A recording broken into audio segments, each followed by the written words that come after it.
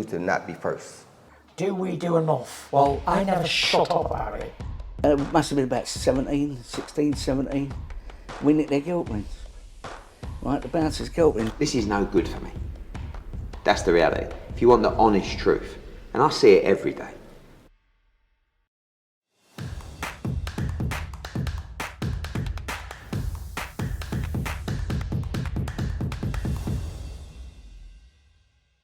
This is Colm mcguigan for IFL TV. Colin is back. Francisco, how are you keeping, my friend? I'm good, mate. Enjoying the Floridian sunshine, aren't we? Do you know what? I say this a lot whenever you guys do shows. I feel like you have a say in this and you like to pick places that you've never been before. Is it going to get to the point where we've run out of states in America that Matchroom are actually doing shows in? I've been to Florida a lot, mate. It's my favourite, one of my favourite childhood holiday destinations. Got a lot of good memories here. Not bring the family out this week with you? No. My missus is sunning it up on holiday somewhere. I think I'll see her for a day out of 7 weeks. So she's I don't know.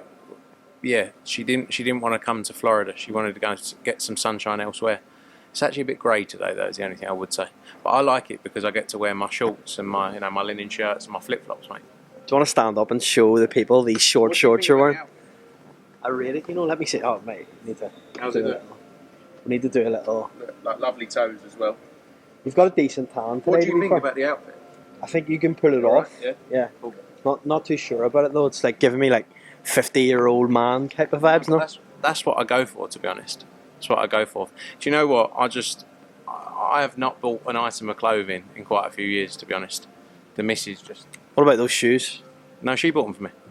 No, not these. You know the shoes I'm talking about? Oh, no, I bought those.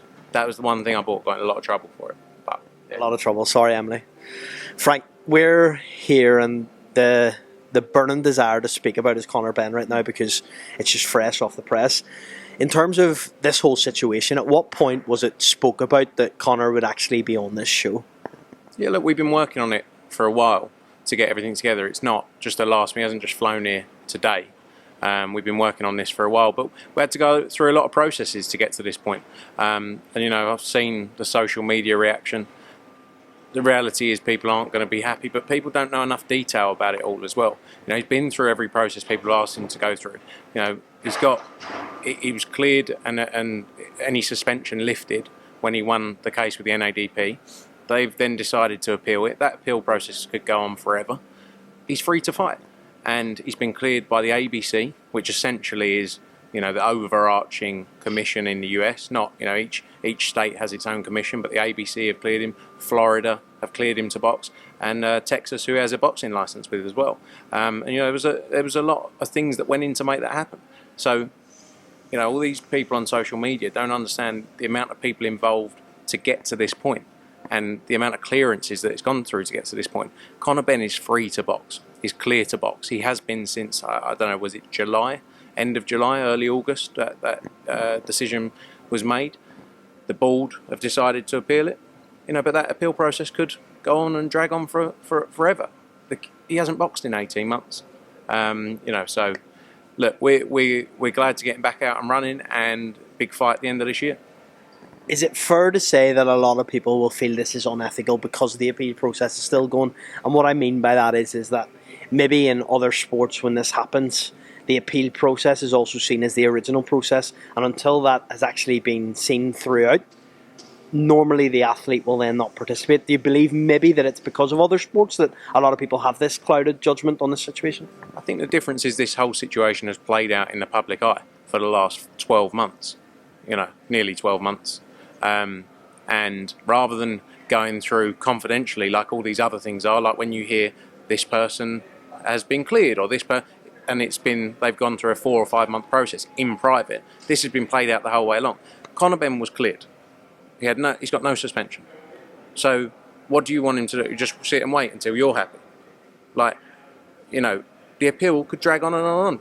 You could appeal and then, where does it stop? He's done everything. He dealt with the WBC situation, right? Got cleared by the WBC. Right. Then everyone said, you've got to deal with this. Got cleared with the board and NADP. National Anti-Doping Panel. then they decide to appeal it. Like, where does it stop? He's been through every process, and like I say, we just have to get moving. Let me phrase this in a way to you, because we'll get on to Frank Warren's comments in a second. If this was a fighter that was under the Queensberry banner and this had happened, do you believe you would still feel the same way about it? Or is that because there's a rivalry in terms of promotions that Frank will say things sometimes, maybe you guys will say things about his fighters? Do you believe that maybe that's what's led him to make those comments? Or do you think that you would see how you see things right now, you would see the same way if it was a Queensberry fighter in this position? Look, at the end of the day, we're all competitors and we're all going to spin a narrative that makes sense for us, aren't we? So, like, look at Frank Warren's last 15 years of interviews. I'm sure things have happened in the last 15 years that you'd go, oh, Frank Warren, disgusting that he's done that. I mean, look at when they did Hay against Chisora on another licence, for example. I'm not comparing them directly. I'm saying, like, all of these things, people will take a different opinion. If it was him, he wouldn't be saying what he was saying. Because he also knows no information really about it. That's the reality. Just like I don't know information about other things that have gone on that have involved him. So, yeah, I'm sure we've all sat here before and said, Frank Warren shouldn't be doing that. Yes, we're competitors. We spin it like that. Is partly, it's a narrative that he's going to push. And he's going to continue to do it. And he's got a load of media on side that love him, that he takes out for nice bottles of red wine at Cicconi's. You know, Umar, for example, your colleague. Like, he's like an in-house PR consultant for Queensberry Promotions. I don't think he even works for IFL anymore. But, you know, it's just, it's mind-boggling, but we move. When you hear these comments from Frank Warren, do you want to engage in a conversation with him? Could you sit down and have a chat with him about this and kind of work things out? Or do you feel that this is just all part of the show that is boxing between you guys because you're both different promotions? Part of it's a show, yes. Like, part of it is all a bit... But, like, for example, George Warren, I've never said a bad word about George Warren. He has never said a bad word about me. We've always had good conversations, right? So anytime I speak to him, very friendly. Same with Francis as well. Frank says I say things like, oh... He said someone sent something from the Buncey thing to me where he said when I met him, I was sheepish. I met him 4 years ago. At that point, I didn't really do as many interviews. And at that point, I'd never really said, like, you know, I said, hey, how are you? Nice to meet you. That's all. But, like, I have no problem. Like, I get on well with George Warren. I'm not saying we're best friends. I'm going to go out for a beer every weekend. But, like, I've never said a bad word about George Warren or Francis Warren. But I wouldn't do that because it's not. But when he calls me a T-boy or a little fatty, for example, like he's done in the past, that's just childish. So at that point, I'll say something back. But who cares at the end of the day? Like, good luck to him. He's on a nice little run at the minute. You know, it's good to see the old boy's doing all right. But, like, it's all a bit fun. Like, you know, I just take it. I'm a joker. Just have a laugh. He's a bit upset about it at the minute, I think. He keeps bringing my name up. Keeps calling me the T-boy. Like he doesn't know my name's the same as his. When this fight was made, obviously a lot of people are thinking about that Eubank fight. I've said it before, you're in a privileged position in these negotiations in a way because you've got the family tie, whether that's a good thing or a bad thing. That's only you'll know that. But in terms of this and that fight, is that a goer for December? Where is it likely to land? Because a stadium fight seems likely now, or is that... We're working on it now. You know, we're in discussions with Callis Howland, who promote Chris Eubank Jr. You know, look, the funny thing is with all of these things, right? People have their opinion and will spread this messaging. At the same time, saying like maybe whether it's Frank Warren, it's Boxer saying, oh, he shouldn't be able to fight, he needs to clear his name with the process. Boxer in the background have got people trying to make offers to Conor Benn to make the Chris Eubank Jr. fight. Which one is Boxer have? Yeah. Which one is it, lads? Trying to, you know, slime their way in. We got a contract with Conor Benn. So does that mean that there could potentially be some sort of legal issue there for Boxer because they have approached Conor Benn when he's under contract with Matchroom? Maybe. But what I'm trying to say is I'm talking more about the narratives of, these people disgusting. And in the background, they're trying to do it. I mean, like, please, do me a favour. Like, just shake your head, you know. But obviously they'll say, no, we didn't do that. But, like, come on, mate.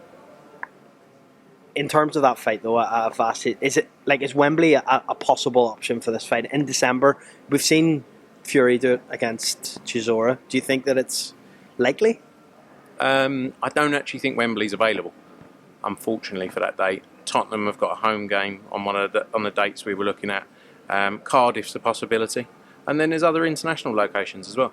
Look, it's a massive fight that I believe a lot of people will travel for. So let's see what happens. First and foremost, the focus is on Saturday night, getting him back out there. Like I say, hasn't boxed in 18 months, hasn't boxed since April 2022, I think it was. So he's had a long time out of the ring. Need to get him back in there, get him active. Does he slot in then as the co-main on Saturday night, 10-round fight, hopefully finishes the job, and then speak about Eubank after that fight? Yeah, hopefully. Look, we're having a number of conversations, with Calla, who promotes Chris Eubank Jr., and, I'm hopeful we can make that fight happen. It's the biggest fight out there for everyone. You can't hide away from it. You can't, there's nothing out there for either of them. I'm not saying just we represent Conor Benn. It's the biggest fight out there to be made. And I think now's the time to make it. And I think from listening to, I haven't spoken to Chris about it, I'd sort of separate the two really. But from listening to his interviews, I think he believes it's the right time to make the fight as well, from some of his interviews I've seen. I'll not keep you too long because we have a few days here. I want to talk to you a bit about the matchroom schedule. November 11th, will Newcastle still happen? And is it likely that it's going to be Pat McCormick against Lewis Ritson? TBC. Well, I think we'll know on that in the next 24 hours. I think we'll know. Look, we obviously have plans for that show to be Cyrus against Lewis Ritson. Obviously, Cyrus unfortunately lost that night, so we're seeing what can be done. We may move something around. We've got a call actually with DAZN on it all tomorrow, but that's really one of the only final outstanding points. Obviously, hopeful to get Prograis Haney done very soon. That and hopefully a big Conor Benn fight are the only outstanding points in the schedule. We've got a strong schedule till the end of the year. Being from Ireland, I need to ask you about the Katie Taylor card. The press conference going to be on Tuesday in Dublin. In terms of that card and the build-up of fights on that card, a lot of people maybe expected Gary Cully against Jose Felix. Is that not going to be the case? No, I think we'll see. Look, Gary Cully's obviously moved training camps. He's getting settled under Joe McAnally. I don't think that's the fight we're going to see next. You'll see Gary Cully on the card, obviously, which is working through his opponent now. You've got Thomas Carty, he's probably going to be back out on there. Always entertaining, brought a huge crowd last time, and just working on a few other bits now, which hopefully will be announced on Tuesday at the undercard at the press conference. Who else can we expect to see on that card from an Irish standpoint? Are you looking at all Irish fights? Is Kevin Ajarko maybe going to be on that card? What about the possibility of, Irish title fights, for example, further down that card? Is that... Yeah, we are looking at an Irish title fight at the minute. We've got a conversation ongoing about it currently for that show. Zelfa Barrett may also come back on that show as well. Against Anthony Kakachi? No, someone else, not Kakachi, unfortunately. We offered Kakachi I think it was the Cordina fight we offered him before. Was it that? Yeah. Cordina Monaco, you offered him that? We offered them the fight before for Cordina. That obviously didn't happen. He's not going to fight Zelfa Barrett. I think he's got the IBF. Maybe he's high up in the IBF rankings. Got the opportunity of a eliminator or like a semi-final eliminator. So, but yeah, I don't think it won't be that fight, mate. You said that there's only a few sticking points in the schedule. One would be the December 2nd. Keeps kind of changing from Bivol to Benn. Where are we at with that? Is it possible that Bivol does return in Chicago? Again, that's tomorrow's call. Got continuing calls with Vadim as well, discussing Bivol's return. I think by the weekend everything will be very clear up until the end of December. I think we're going to have one weekend off basically between now or between last weekend to December to Christmas. We'll catch up again tomorrow, but last one from me. December 23rd, definitely happening. Is it going to be Abu Dhabi? Let's see. That's on tomorrow's call as well. Do you want to invite me on tomorrow's call? It might be better. Maybe that's what we should do, is just do open calls with people. Maybe do me out of a job though. Yeah, just bring me to the call tomorrow. But Frank, we'll... Set it up for you, mate. I'll get it. Yeah. Thank you very much. Frank, we'll catch up tomorrow. Appreciate it, mate. Cheers. You to not be first. Do we do enough? Well, I never shut up about it. It must have been about 17. We nicked their guilt rings. Right, the bouncer's guilt rings. This is no good for me. That's the reality. If you want the honest truth, and I see it every day,